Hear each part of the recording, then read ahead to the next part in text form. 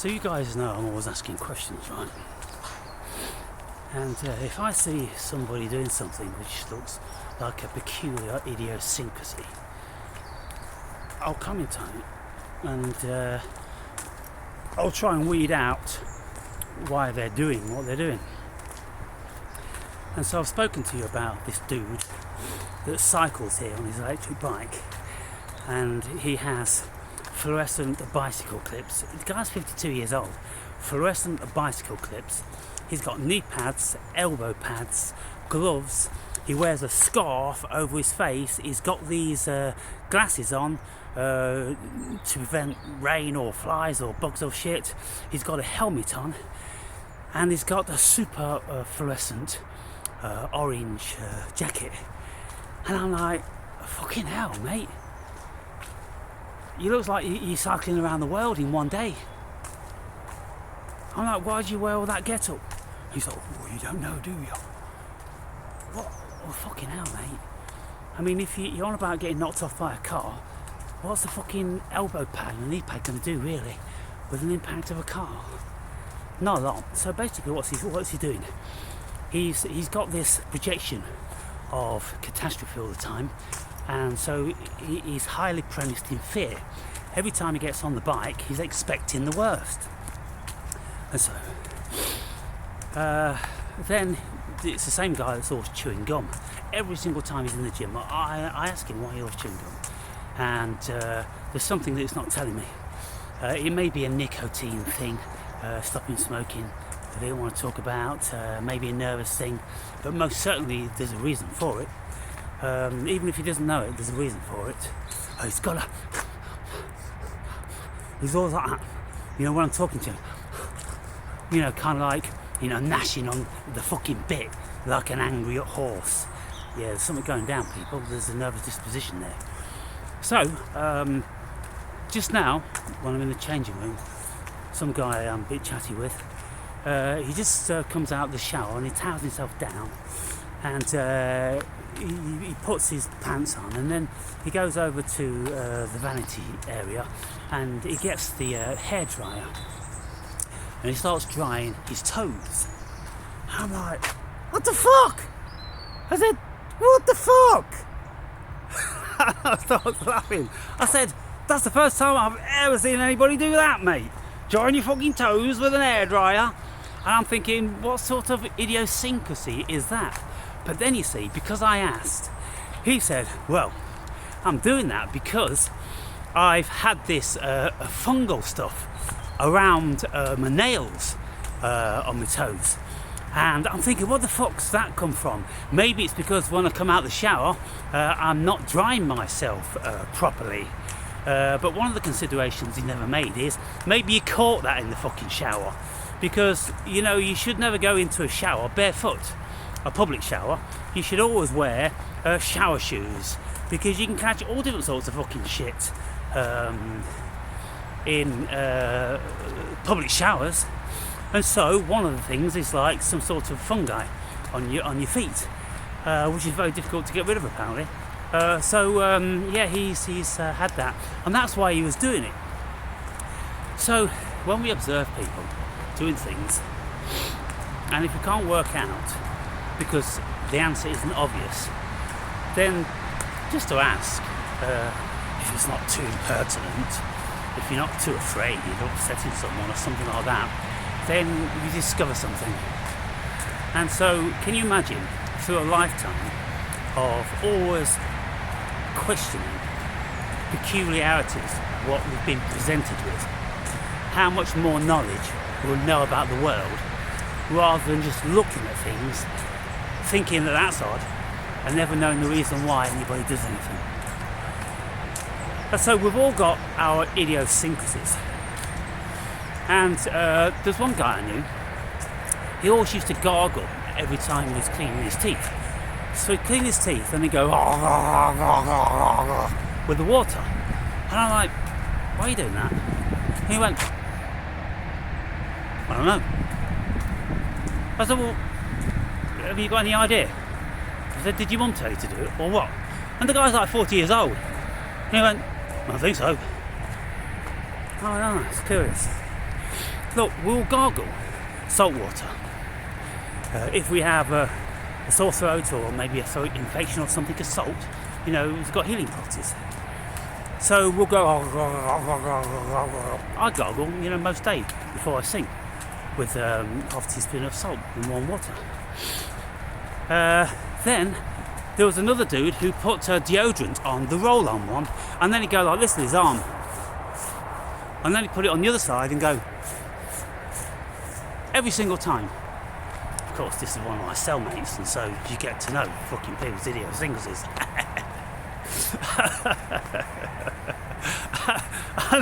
I'd say to him, why are you doing that? Look, these people have never thought about it. They've probably never even noticed their idiosyncrasies. And he thought about it a bit and went like, well, spread it around. I said, well, okay, feasible. Kind of like you just roll it on, so you're rubbing it in. All right, yeah. But we get into these sort of habits where we do these things mechanically, unconsciously. And so, for those of you that have smoked weed, you'll know what I'm going to say. I've stopped smoking weed. Well, I used to smoke it up to about when I was 20 years old. And then I had a couple of half joints, in recent times, and I made videos about them. But I don't like it because it makes me go in. And it keeps me so closed in my consciousness. And it's not like I'm having expansive thoughts about the cosmos. No, it doesn't do that for me. It just makes me inspect every single thing I'm doing. It gives me the great level of awareness for when I'm walking. I feel myself walking, and I feel how my feet are being put down on the floor, and I feel how the bones in my body feel, and how the muscles are shaking and tensing, and all this sort of thing. And then when I'm walking up the stairs, I'm aware of everything. And then when I put my hand on a door handle, I feel the tension in the door handle as I push it down, and I listen to the creaking of the spring mechanism inside the door handle going a little bit like that. And I've got this massive awareness of everything going on, and it's kind of like it's too much. And when I used to smoke, so like a joint, I'd be stoned like for 6 hours. And I don't like any trips like that. That's why I'm not that keen on mushrooms. I'll do it now and again. I'll do high doses, but I tell myself I want in and I want fucking out. I ain't having no 8 or 10 hour bullshit, and I don't have. I tell my mind what the trip's gonna be, and I say I want to go in fast. I want the trip to last 2-3 hours max, and I want to come down fast. I ain't fucking around all day long with this shit. I want to go in, get the message, and come back out, and that's what happens. But when you smoke marijuana, you'll realise how automated you are. You're fucking robots. You're fucking robots, people. And so what we do is, when we're in the shower, we will notice that every single time we get in the shower, we go through a certain procedure, which is almost identical to every other time we've been in the shower. We'll grab the shower gel or the soap, whatever it is, with a certain hand, and we'll lather it up, and then we'll start to wash the exact same body parts as we do every single time. Invariably, we'll never ever start with anything else. There's a regime which we go through, and there's a level of methodicity that I do in any case. I'm very methodical.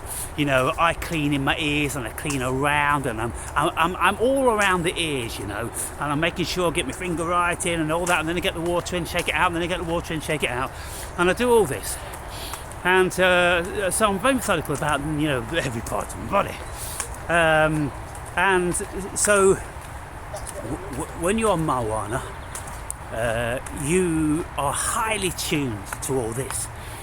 And then when you go to clean your teeth, you pick up the brush. I don't use toothpaste, by the way, because the fluoride in it. But it's not necessary in any case. It's just a gimmick, just bullshit for fresh breath and shit like that. And you see that my teeth are all fucking fine. I don't have any fillings, anything like that. So all this bullshit with fucking fluoride in the toothpaste, crock of shit, people. fucking shit. I've never had a filling in my life. But when you pick up the toothbrush and you put it in your mouth, you go to the exact same place and you do the exact same thing, almost a replica of every time you do it. And so when we do things like that, when we catch ourselves doing things like that, if we have an extended level of awareness, then we can copy and paste that onto the whole of our lives.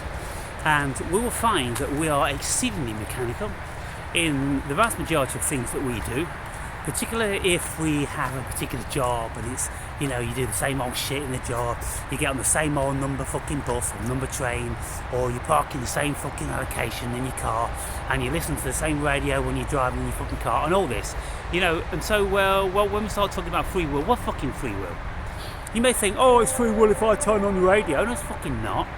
It's because you're programmed, because there's an expectation of your brain. Every time you get in the car, the brain goes, turn the fucking radio on then. And then sometimes you're like, oh, I don't feel like it, turn the fucking radio on. Oh, I'll turn the fucking radio on then. But you don't have to listen to it, do you? Your mind can be elsewhere. But, exceedingly mechanical and no fucking free will, people. We're robots. And so, the benefits of taking these things are things like that for a thinking person. Now, I'm a Libra, and so the scales, and I can always think of the pros and cons for absolutely everything. So I've got at least two ways of looking at everything. Whereas, when you've got people, you've got their biases. Oh, I don't like fucking the winter, or I don't like fucking cold weather, or I don't fucking like snow, or I don't like sausages, and it's kind of like, well, fucking it. Is that it? Is that where it ends? Is that where your life ends? Oh, I don't fucking like. And you just dismiss 90% of the fucking world due to your idiosyncrasies. Well, what if you just thought, is there any positives to any of that shit? The wintertime, are there any positives? Well, yeah, like I was speaking in the first video, I don't enjoy this sort of fucking weather. What's to enjoy about it? But I do enjoy the fact that it changes, and I've got something to look forward to.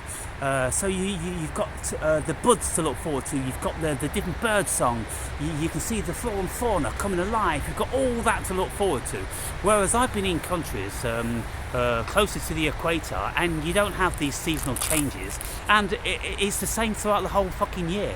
And to be quite frank, people, although it's beautiful, like when the sun's shining every day and this, that and the other, it does get a bit monotonous. And when I was living down in Portugal, I did start to really miss the green of Britain.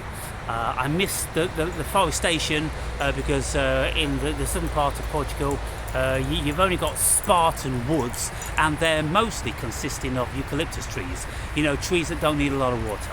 And so you don't have this smell and this mustiness and this dampness and the whole winter thing. And so there's lots of positives for things if we look for them. But most people don't do that. And then it's kind of like, well, oh, fucking sausages, oh, I'm eating fucking sausages and this, that and the other. Well, if you look for the benefits in eating pork, for instance, well, there's lots of benefits because there's lots of nutrients that you get in pork which you can't get in lots of other things. And, most people think pork's a real bad meat, but in actual fact isn't. It's just been demonised, probably by the Jews in the fucking Bible, because they wouldn't eat anything with a cloven foot, cloven hoof.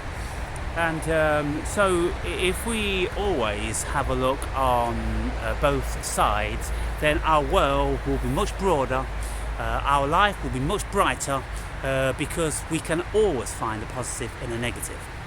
And if you look at the yin-yang symbol, that doesn't mean positive or negative, that's just an interpretation. It means that if you have dark, there's a spot of light in it. If you have the white, there's a spot of dark in it. And so it is never X or Y. There's always some variance in there, people. So you can never categorically say that this is this and that's that. And the thing is, because the two halves of the that symbol they're in a hole, so it's the hole. So there are no halves because it's the whole. It's just different facets of the whole. And then when we look at the world, and we look at the cosmos, and we look at consciousness and all this, well, it's the whole, isn't it? And so when we start really categorizing something and making it separate, then we're doing ourselves a disservice, because there's nothing separate, people. And so if we look at the things that we do, the things that we proclaim not to like and hate, and things that we like to enjoy, and this, that and the other, and we're very stuck in our ways, and we do the same things all the time, and we're not open to doing different things, then you're kissing an enormous amount of life's potential away. Now, about a week ago, I watched the Jim Carrey film, The Yes Man, or Yes Man. And it's this movie where you just got to say yes to everything. Every time someone asks you to do something, it doesn't matter how abhorrent you think it is, you've got to say yes. Because the whole premise behind it is that there's something positive which is going to be coming out of anything which is negative. And so if you really don't want to go out one night, and you can't stand these people that are phoning you up, and they phone you up and they say, hey, you want to come to a party? And normally you go, oh, fucking please. And you go, no, tonight, oh no, sorry, I can't make it, this, that and the other. But if you said yes, and you went there, well, you probably meet the love of your life. Or you probably find a fucking £100 on the way, or something like this, And so that's generally how things work, isn't it? And I've often told you about never be in avoidance of anybody, because when you don't want to see someone, well, it doesn't matter where you're going to go, you're going to bump into that person. And I've told you many scenarios of this. And if it's kind of like, family member or a friend or associate, and it's kind of like, you're not getting on, it's kind of like, oh, you don't like that person anymore. It's kind of like, oh, they go here this time, I'm not going to go there at that time. You go there at a completely different time, they'll be there. And it's kind of like, why the fuck are they here now when they've never been here this fucking time? We always used to see each other at that fucking time, and now I've decided on this particular day not to be there at that time, and so did he or she. How does that work, people? It's the universe telling you you can't avoid yourself, because it's yourself that you're running from, people. It's a facet of yourself that you don't like, but you project it onto that person. It isn't in that person, it's in you. So you can't you can run but you can't hide. Joe Lewis phrase. Now, there's a very important biblical story, and it's about some dude who was in avoidance of the devil. I